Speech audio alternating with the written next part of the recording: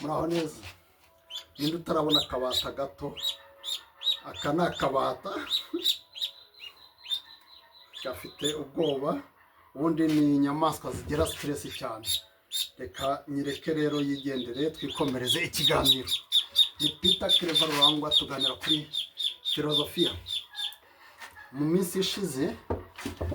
minsi ishize yanatangiye kubaha ubuhamya mbaganiriza kuri filozofiya, ukuntu yagiye imfasha muri recovery, social recovery and like health recovery. Health recovery ukuvuga naje kwinjira mu bintu by'amadini cyane, nzinjiramo kuko namwe ino mu ntega amatwi muzasanga mbizi cyane, ariko wabimenya wagira ute buri gihe usanga hari ahantu uboshye. Hari ahantu rero nari nkomeje mboheye ariko naje kuhava, ariko ntahuye neza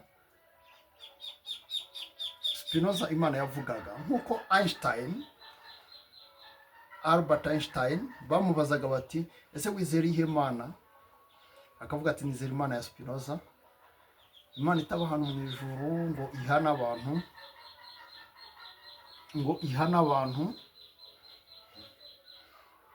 ibahembe cyangwa ibibafitiye umugambi, ahubwo Imana yigaragariza muri harmony y'ibintu byose biriho, mu bwiza bw'ibintu byose biriho. Iyo niyo Mana Spinoza yavuze, niyo Mana Einstein yavuze, niyo Mana abahanga benshi bavuze.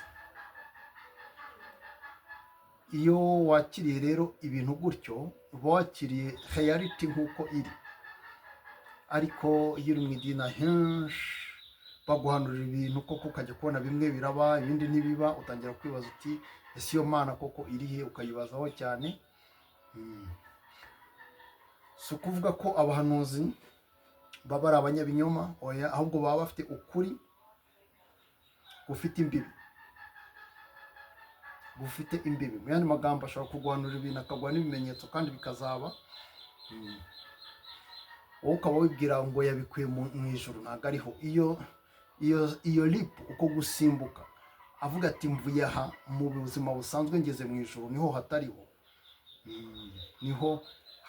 Naho ibindi ashatse yabihanura cyangwa bikavugwa n'umupfumu uko yakita kose, kuko ni isanzure riba ririmo kuvuga, kuko ibintu byose ni nkaho bigira amajwi. Ibyo byose ubibona ari uko umenye ko Imana igizwe n'ibintu bibiri, matière na esprit cyangwa mind and body, kandi tukamenya ko ibyo byose aribyo byaje bidutemberamo, natwe tukaba aribyo bitugize.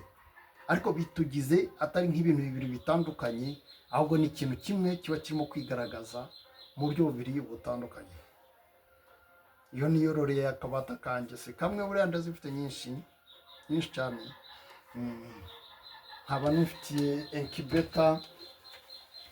Iyi ni incubator ni ukuvuga mu mwanya wo kugira ngo nyina irarire, urayireka ikaba yatera nanone, ahubwo amagi ukayashyira muri iki kintu. Ziba ziri muri level zitandukanye, ariko iyanjye ijyamo amagi 300. Urumva rero ni umushinga ubura aho uri mwiza, ushobora gufasha umuntu. Ariko ibi byose biba bitangaje. Urumva hari n'ibindi wenda umuntu aba yarakoze birenzeho, ariko byibuza ibi nabyo ubwabyo biba bitangaje, kuko hari igihe twabagaho tubwirwa buri gihe yuko hanze y'inkuge ari ahantu habi cyane, Imana ishobora kukwicira. Iyo uvuye mu itorero Imana ikwica, wubaka ikintu koko Imana ikagisenya. Bitewe n'iki? Bitewe n'uko aho igushaka ni mu nkuge, ukabaho nka Nowa, kuko wowe ufite ukuri, ari wowe wamenye ukuri, abandi bose ari abayobe. Ibintu nk'ibyo byatugizeho ingaruka cyane, n'akazi tukanga kugakora bivuga ngo twaba tuvuye mu nkuge. Ariko nyuma yo kumenya Spinoza, namwe murabona yuko ubuzima bugenda buhinduka. Ni nka bimwe rero Kagarara yavugaga ati inability is not what. Niba ngo inability is what? No, disability is not inability. Nabyo ubwabyo ibyo ngibyo wabisuzuma ugasanga birimo ikibazo. Disability bijyanye no kuba udashoboye, ariko ikiriho ni iki? Wagira wagira mental case nk'iyo twe twagize, kuko twe twarayigize kandi dusa nkaho tuyiteye bitewe n'uko yari igendeye ku bujiji twari dufite ku bijyanye n'Imana n'umuntu, twarize dufite amadiplome, ariko hari ahantu tukiboheye kuko Imana tutayumva ukiri, natwe twiyumva ko turi n'abafite ububasha, tumenye ko babukura muri twe ahubwo butabukura ahandi hantu. Wabona nk'umupasiteri ukomeye cyane akavuga ati jyewe navuganye n'Imana inkorera ibi, ingira igikomerezwa igira gute, nawe ukagera ukamwizirikaho ukagira ngo ibintu bizagenda neza cyangwa iki, ariko ntabwo ari byo, ahubwo abagira gute agupyinagaza ariko izina rye rizamuka. Ntabwo rero bino tuba tubivuze kugira ngo tugire uwo dushyira hasi, buri wese yumve yisanzuye. Twe tuvuga ibintu uba ushobora nawe kugenda ukaverifiya, wabyemera bikagukorera, utabyemera nta kibazo, ukabaho ubuzima uhisemo. Ariko twebwe tuba tugira ngo byibuze umuntu ujya mu madini ayajyemo ari umwanzuro afashe, atari uko bamukondisiyoni. Niyo mpamvu Spinoza akunda kuvuga ku kintu cya kondisiyonoma cyane. Good. Ubu rero twe dukina na basket ni umukino twakunze, ni umukino twatoje, ni umukino wagiye udufasha. Ubu rero tubirimo nk'uko mujya mubibona, tubirimo ku buryo buhoraho, nubwo tuba dufite baro zisa nkaho zihengamye rwose, ariko nta kibazo tubikora tubikunze. Dufite n'izindi nk'ebyiri zijya kumera nko gutya, ariko n'ubundi dukora icyo twagombye gukora. Icyo twigisha abantu rero ni kimwe, cyane cyane muri basketball, tugendera kuri philosophy. Ubwo duhita tubihuza na Spinoza, nubwo twamumenye imbere nyuma, ariko n'ubundi yahuye na mentality twari dufite igihe twatozaga abana bavuyemo abantu bakomeye.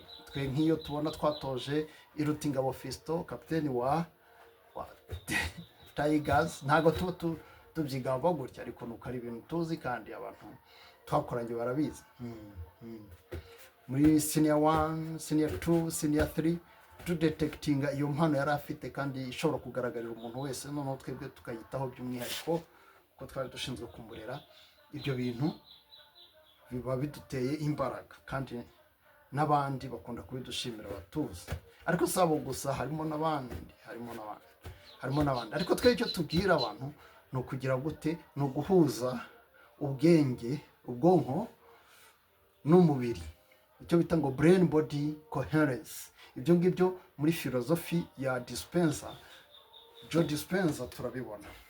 Joe Dispenza ni umuntu wakize umugongo, yari yarakoze accident, amagufwa 6 yaracitse y'umugongo, ariko yose aza gukira, bituma atabagwa kandi ataba umuntu wo muri koba gusa, agendeye gukoresha ibitekerezo bye.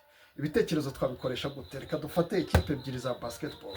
Ikipe ya basketball ya Golden Warriors yo muri America tugereranye na Tigers yo mu Rwanda. Ni amakipe nkunda kureba cyane.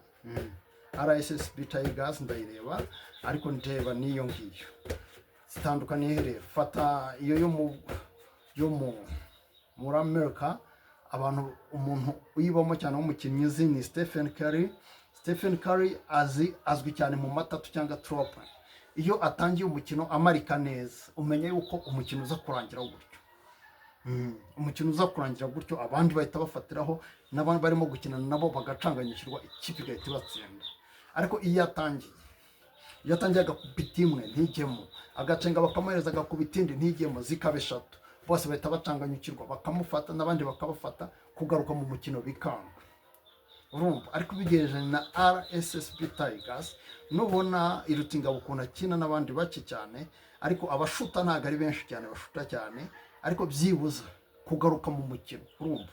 Kugaruka mu mukino ni ibintu byoroha cyane. Nka Fiston biramworohera cyane kugaruka mu mukino, kuko abasha kumanaginga amarangamutima ye, ntayashyire kuri pani ushobora kumutsinda.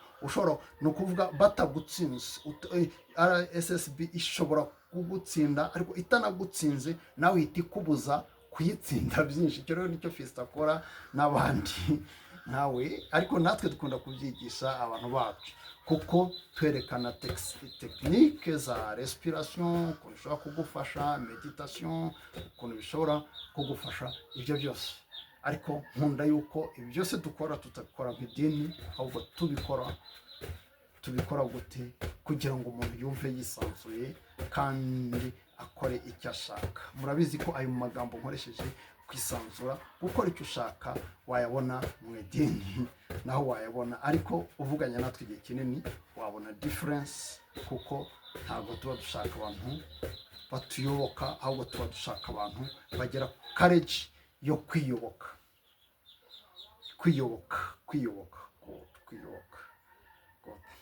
Kadusoze rero tugiye mu zindi nshingano.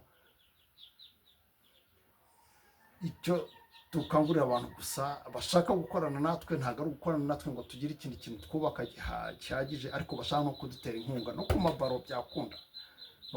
byakunda, cyane cyane abantu bari mu Rwanda tuba dutoreza abasore babo, cyane cyane baduca mu biganza n'abandi bose. Byakunda tugakora ibintu byiza, sibyo? Byiza, ariko dukeneye inkunga ya baro nk'eshatu.